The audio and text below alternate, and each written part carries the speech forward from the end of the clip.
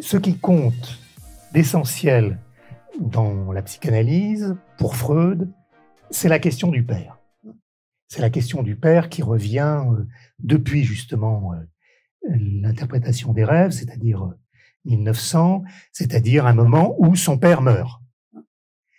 Et bien sûr, tout du long, jusqu'à l'homme Moïse et la religion monothéiste, ça va travailler, ça va insister, et ça va passer par ce changement tout à fait étonnant, mais on pourrait parler à cet égard de spiritualité, ce changement qui fait que on pourrait considérer que le père, pour Freud, ça devient l'homme Moïse. Il y a quelque chose là de central, d'énigmatique et de compliqué.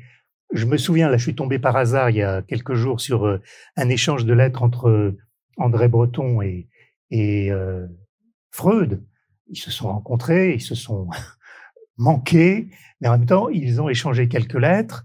Et à un moment donné, Breton demande à Freud, enfin dans un courrier, pourquoi est-ce que vous n'avez pas parlé plus avant dans vos lettres, hein, dans vos rêves surtout, dans l'interprétation des rêves, pourquoi vous n'avez pas parlé plus de votre sexualité, hein, de ce qui vous animait?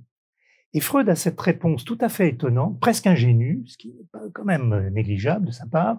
Mais au fond, mon père venait de mourir et je pouvais pas parler de lui. C'est-à-dire que c'est quand même un aveu touchant et en même temps brûlant. Brûlant, pourquoi? Parce que si je suis la perspective de Freud, hein, de la mort de son père jusqu'à l'avènement de l'homme Moïse, il y a une nécessité chez lui de tenir au père tout en faisant avec le père autre chose que ce que tu as raconté, à savoir cette série de massacres. Parce que quand même, lorsque tu dis que le fils a envie de prendre la place du père et son rival, tout ça, bien sûr, nous sommes d'accord, mais je suis pas du tout certain que tu insistes assez sur le désir d'Abraham d'en finir avec ses enfants. Parce que ça passe par deux fois. Il y a d'abord avec Ismaël une petite expédition au désert qui devrait finir par l'achever, puisqu'il est renvoyé par son père, hein, et avec sa mère pour mourir de la plus mauvaise des façons, hein, c'est-à-dire mourir de soif. Et puis, ça insiste quand même, reprise d'un désir qui lui vient sous prétexte dans la Torah de la demande d'un Dieu qui apparaît là sous sa figure la plus perverse, puisque au fond, non seulement il lui accorde un enfant, mais en plus il le lui retire quand bon lui semble, hein, on peut pas trouver plus pervers. Ce qui est amusant, et c'est une parenthèse, mais c'est pas non plus une parenthèse sans force, c'est que quand tu prends le Coran, il y a, comme dans tout le Coran, il y a une reprise constante des thèmes juifs, hein, notamment d'Abraham, hein, mais en fait de tous les autres prophètes, hein, du judaïsme et du christianisme. Il y a le même désir de meurtre du fils par le père, mais qui n'est pas un appel de Dieu, qui n'est pas une demande de Dieu, si on peut parler ainsi, qui est bien plutôt le fait que Abraham a un rêve. Et dans ce rêve, il se voit immolant son fils. Et il demande à son fils, est-ce que tu es d'accord? Et le fils, bon, évidemment, n'emmène pas trop large, et lui dit, écoute, fais comme Dieu te le conseille. Hein. Mais bon, ça en remet à une sorte d'instance tierce qui ferait que ça pourrait ne pas se passer. Effectivement, ça ne se passe pas.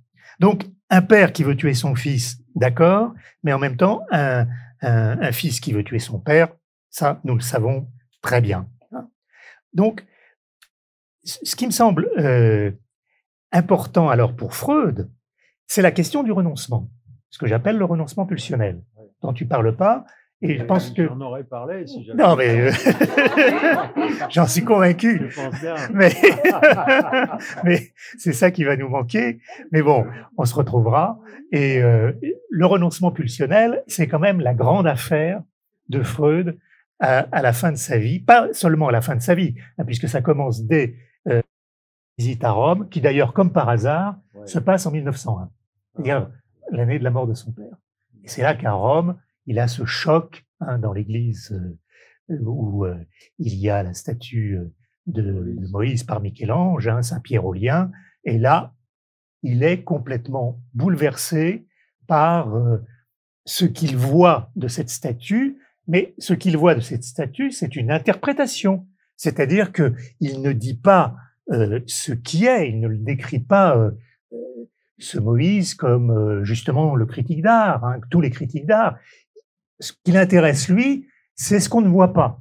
C'est-à-dire l'interprétation qu'il peut faire de ce geste que lui seul voit. Hein, c'est-à-dire le geste de retenir les tables de la loi et de ne pas casser les tables parce que précisément la loi, ça va être la clé de voûte d'un possible renoncement. Hein. Si il peut y avoir un renoncement pulsionnel, si une telle chose peut exister, c'est parce que la loi peut exister.